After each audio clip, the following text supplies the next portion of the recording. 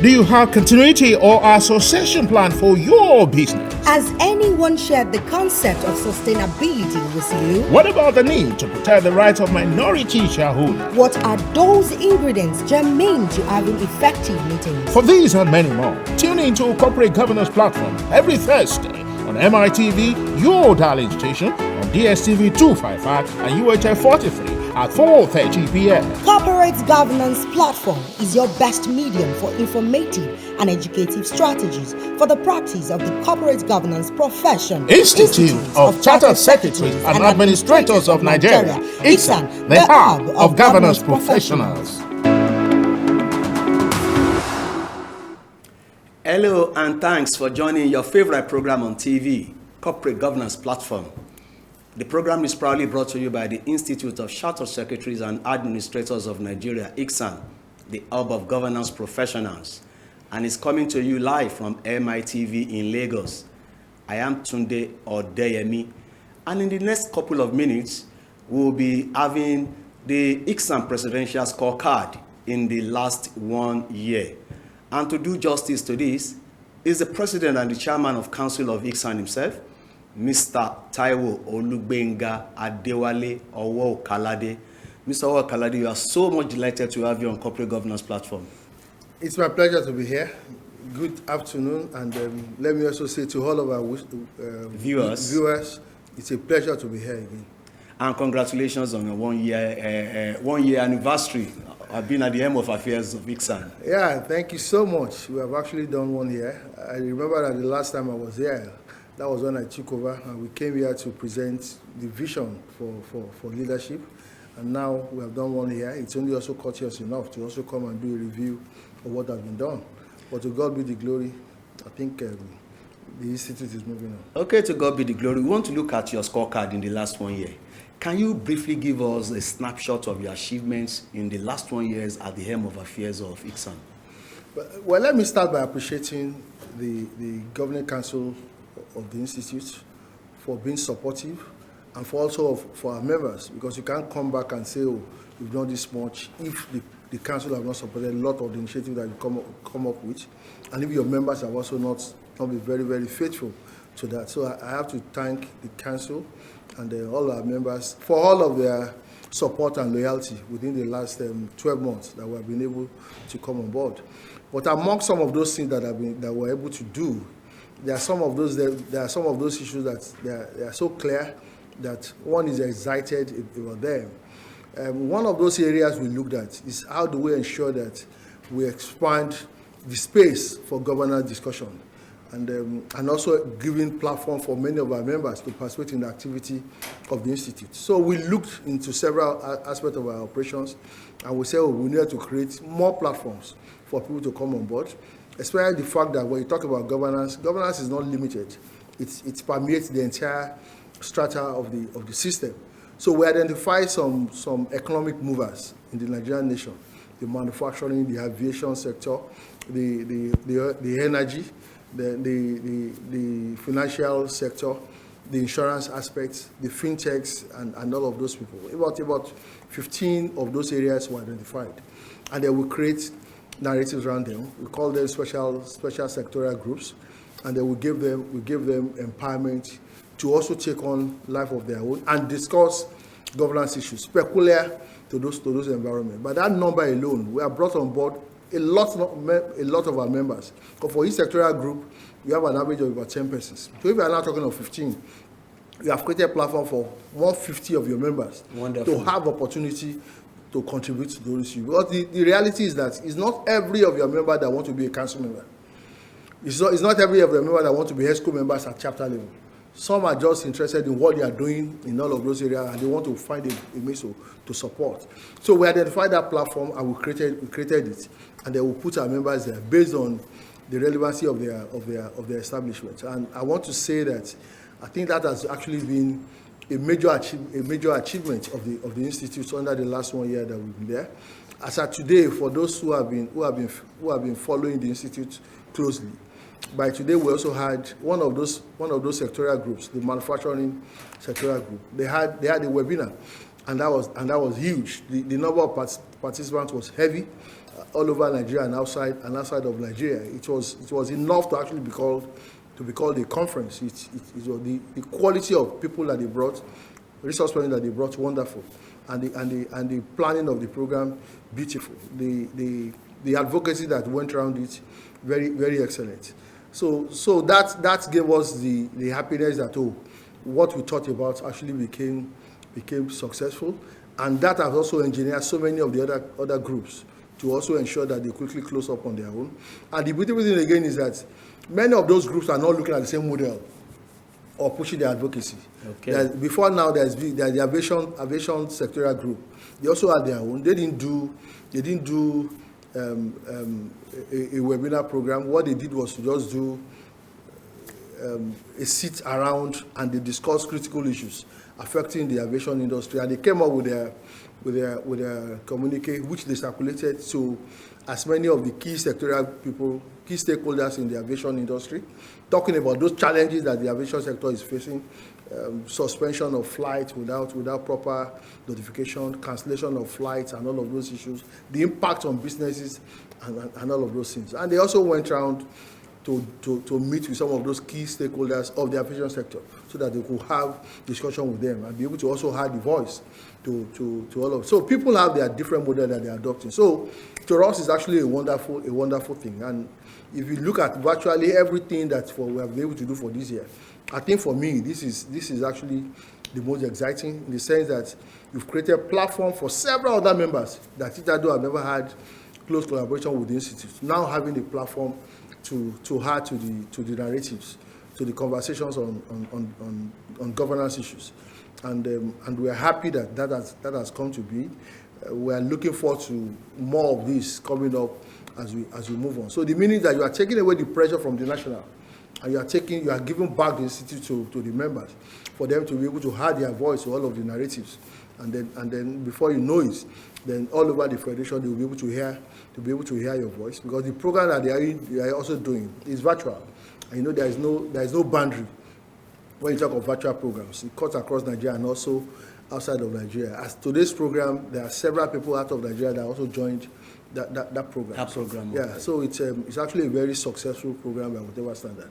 So among several things that we did in the last 1 year, I think to me this is fantastic, and I'm using the same opportunity to appreciate that committee again for doing that wonderful thing. And we look forward to many of the other committees also being there to drive the narratives and the stories around ICSAN as a foremost governance institute. Okay, wonderful. That was indeed splendid. I would like to, at this point in time, give opportunities to our viewers to ask questions or to make comments. We have the president and the chairman of council right here in the studio. It's an opportunity to ask questions and know more about ICSAN from him. We are discussing the presidential scorecard in the last 1 year. Thank you very much for doing justice to that first question. Now, what's on the table in the remaining 1 year? Well, for the next few months that we're looking at, some of those issues that we want to also focus our energy on. One is to drive value additions for our members. And some of those areas we're looking at is, one, to unlock the public sector space. We have done so well in the private sector. There is hardly any private company, worthwhile, PLC or limited, that will say that they have not heard about our institute, or they don't have members of the institute to work in those places. We also have our people also in the public sector, but the governance issues have not been driven so much in the public sector. And for a Nigerian system that is heavily dependent on the public sector, if we don't drive governance in public sector, no matter the much that you do in the private sector, the aspect of the public sector will impact negatively on those things. Let me give you a very simple example. To us, the best practice in governance is for the chairman to be separate from the CEO, so that you don't combine too much powers in the same person.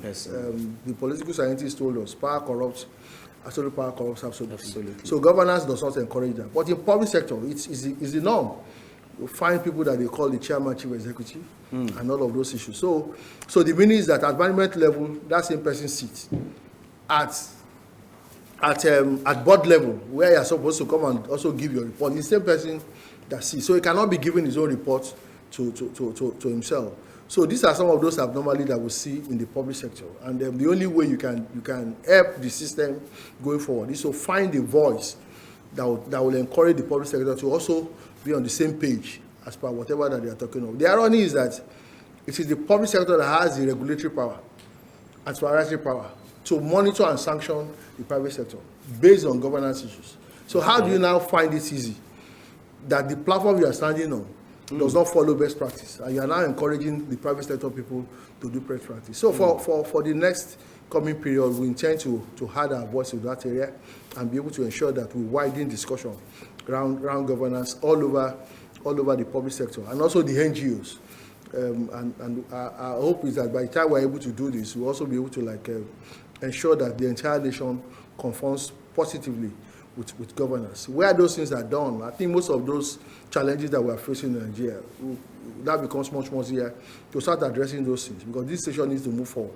Okay. We are the biggest thing that could happen to the world as a black nation with the highest number of population.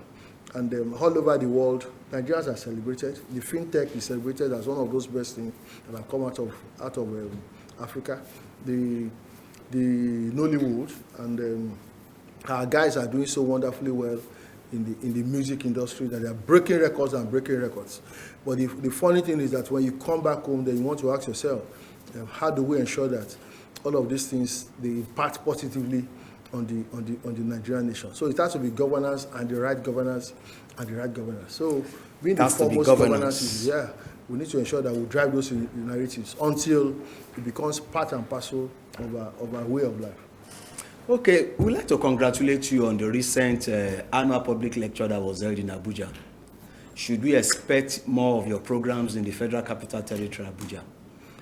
Well, Abuja, we have always done several things in Abuja. Okay. The only thing is that we have never taken this kind of a program there. Okay. For our institute, we have two major programs. We have our conference, and then we have the public lecture. To us, the public lecture is the means of giving our own CSR to the public, because it's a non-fee paying thing, and we also allow non-members to have part of that. So in the last 2 years, we couldn't really have it.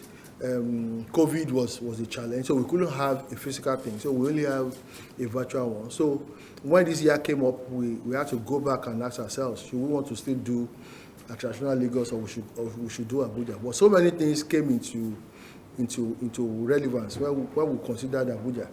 One is that the topic we looked at, financial reserve. The bulk of the people who manage our reserves, they are based in Abuja, and we just felt that okay, it's also an opportunity to go and test run the Abuja market for a big program like that. And at the end of the day, I think it's one of the biggest programs that we have ever had. The quantum of attendance was positive. The quality of participants was great. Even the virtual attendance was a record-breaking thing. So by every standard, the Abuja lecture, the public lecture at Abuja was a success. And then we're sure that Abuja market is the Abuja environment is actually ready for many of our big programs going forward. And I think as an institute, the lessons have been learned. So we just ensure that we keep doing what we need to do, and then to keep moving on. So Abuja will always feel us and feel us good. Okay, Abuja will always be there for you. I know ICSAN is known very well in Lagos and some other states. Few, I must say. Do you have plans to spread the tentacles of ICSAN to all other states in Nigeria, especially the northern part of the country? Well, we have the institute all over the federation. Okay. The only thing that has not happened is that we have not gotten what I would say those branches per se in all of those places. So even on our council, we have northern members who are on the council. So that tells you that we're all over the federation. On the council, there is no area that we don't have: south, southeast, southwest, and the entire north. So we have a national spread of the thing. But we also acknowledge the fact that maybe we don't have full chapters in all of those places. If that is the aspect we are looking at, fine. We are actually ready to ensure that we do that much. Although technology have also aided us in the sense that no matter where we are now, we could always operate those outlets. But in terms of physical structure, of course, as we go forward, those are areas that we also intend to look at. Okay, somebody sent a text message. Said, congratulations to you, Mr. President, on your first year anniversary. I wish you success all the way. That is from Tunde Adefuye. Thank you so much. Okay, while you were giving the opening remark, when you were talking about the achievement, you talked about year of consolidation. Now, your year of consolidation, is there anything particular we should be looking towards that is very specific that you want to do moving on to focus on this year of consolidation? Well, okay, I started by talking about value additions for members. Okay. Because the only thing that will make your members to be loyal, to be faithful to that institute is when they have value additions to their membership, because our members are multi-skilled and they belong to other professional bodies. But how do we want them to be faithful to this setting?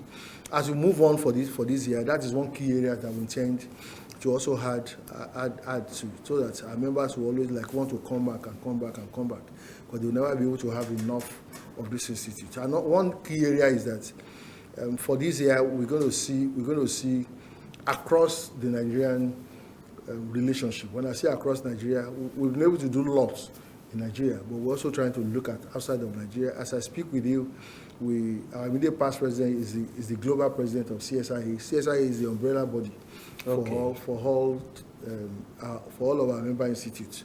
So for us, we also want to ensure that we leverage on that. We are looking at the African space. We want to ensure that our members don't only operate in Nigeria, but they also operate outside of Nigeria. So we are going to find a collaboration amongst several other professional bodies that we are part of, towards ensuring that we give value, we give relationship, we give networking to our members, and they will be proud to say, I'm a chartered governance professional. So this is a key area that we're looking at. On the Nigerian space, we are trying to also collaborate with so many other higher institutions. Well, we have some of our people who are looking at wanting to do masters in corporate governance, PhD in corporate governance. So we are helping to widen that scope, and then we're having partnership with so many institutions in Nigeria. We have an MOU with Babcock, with Lee City University, and so many of those ones. So the intent and purpose is to ensure that for those who want to do masters, PhD at corporate governance level, conveniently you'll be able to do those things. So these are some of those value additions that we're looking at towards ensuring that our members are happy being members of the institute. Okay, as you commence your second year as president of ICSAN, what is your message to ICSAN members? Well, I started by saying that there is no president without members. You are president because you have people that are there. You are chairman in council because you have people that are there. So I want to also assure them, just like I came the first time that we're on, that this time around, just keep being faithful. We want to thank you so much for all of the support that you have given. Keep being faithful, keep being hopeful. Give us as much of your confidence and support as possible. Where there are issues for us to understand, please, we have listening here, send messages to us. But I'm assuring you, just like I said the first time that I come, you are in for a beautiful time. This institute, you are going to be so proud that you're a member of the institute, because we are going to keep ensuring that we are the foremost governance professional institute, not only in Nigeria, but all over the world. And our members will enjoy value additions in being members of this institute. So that's a great hope that I'm sending to us again. And together, we'll be there again after my next 12 months to come and again say, thank you, I promised, and we're able to deliver. Okay, I have another text message here from Nicholas Iwegbere. He said, thank you very much, Mr. President, for talking about the master's and the doctorate degree on corporate governance. Do we have universities that are doing it presently in Nigeria now? What advice can you give us? I can tell you confidently, Babcock University is doing it. In fact, we have some of our members who graduated on PhD level at Babcock. We signed an MOU with them, and we keep expanding that scope. Lee City University, we also had that program with them. If you also want to go to that university, those two are already there. The next few days or weeks, we're going to sign with Redeemers University. We also have some of those universities in Southeast that we're already also speaking with. In the next few weeks, we'll be releasing as many of those names as possible that are starting. But we know that our people are they are thirsty for academic excellence, and we want to ensure that we give them the most possible. So for now, go to Babcock. We already have that that is going. Go to Lee City. We already have that is going. The others already have an MOU. They are just working on the implementation of the program. Okay, let me take you up on that a little bit. Those programs in the universities that you have mentioned, I think is it in partnership with ICSAN? Yeah, that's what I'm saying. Does ICSAN provide the lecturers for to run that program? I just wanted to clear it because of our viewers. Well, we look at the capacity of each university. There are some universities that they have part of our members in there. Like Babcock has about as much as about 5 of their lecturers who are also our members. So for those ones, they have the capacity instantly to run the program internal without we going again to give them our members to do, because they already have. For those who don't have, what we try to do is to have a relationship with them where we firstly develop their capacity in that area. But to start with, we send our members there to facilitate. But we also ensure that we create implant program for their lecturers, because the more of those people internal that will be able to run that program on their behalf, the better for us. So those are the models that we're adopting, depending on the peculiarity of each university. Okay. We have had your message to members of ICSAN. What is your word to corporate organizations out there on how to upscale corporate governance in their different organizations? Well, the truth of the matter is that governance is no longer what you say by mouth. It has become the means of thinking, the means of breathing, and the means of working. So when you still have companies that are not embedding corporate governance in their operations, then that company has not really started. So maybe the best way to look at yourself, if you are listening to me or if you are watching this program, is to ask, do you have any member of ICSAN in your system? If you don't have, then you need to ask yourself, are you sure that you're on the right track? Because if you don't have people who will guide you on that route, obviously it will be difficult to say that you are doing governance. Governance has gone beyond ticking the box.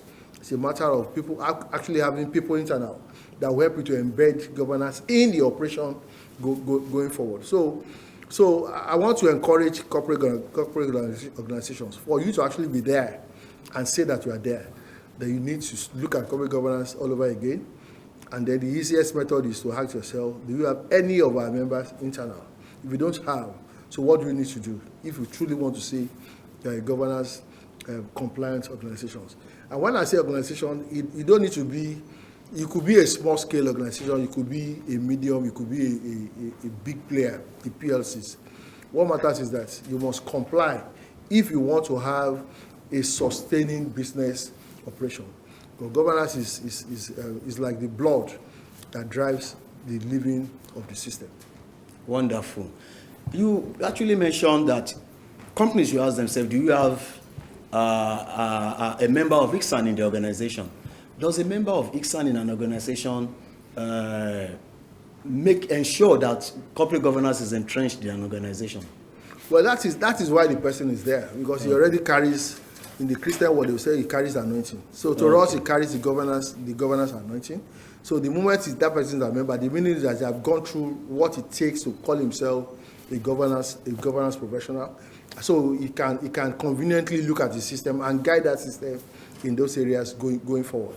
So anywhere you find a member, you can always show. Just like the program that I was referring to that we did today, it's because we have our members in all of those places. That's why conveniently you could drive those narratives around the manufacturing sector. So the same thing that we are talking of.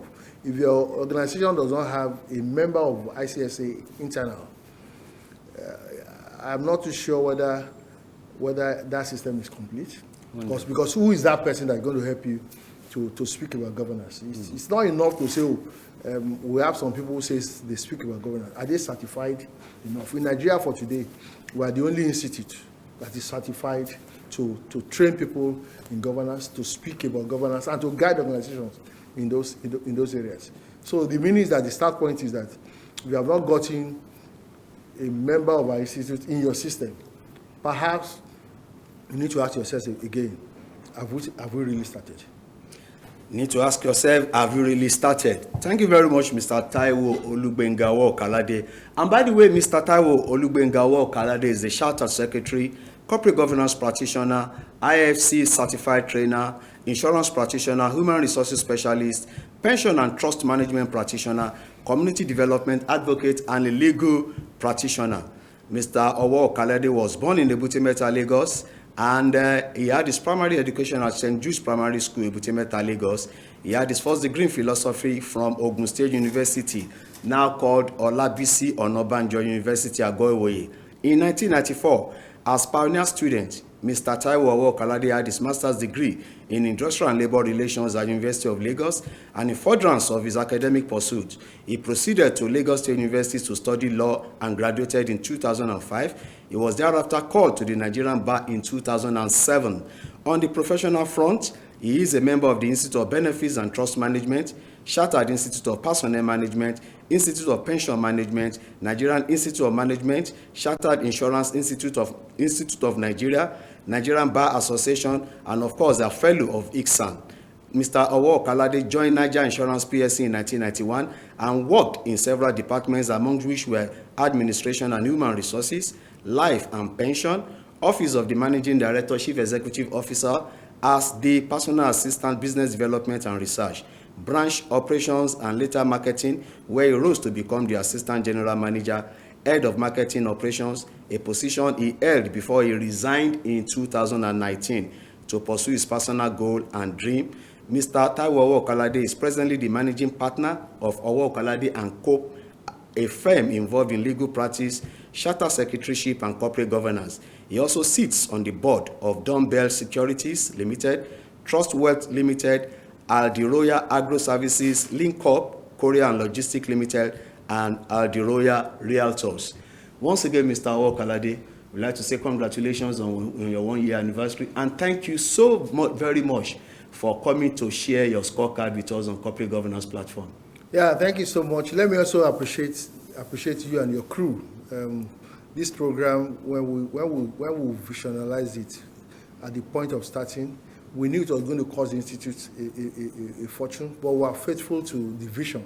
Because before now, there's never been a program in Nigeria that we know that speaks about corporate governance. So we just felt we needed to come on board with this initiative. And today, in the next few weeks or thereabouts, we'll be making 2 years.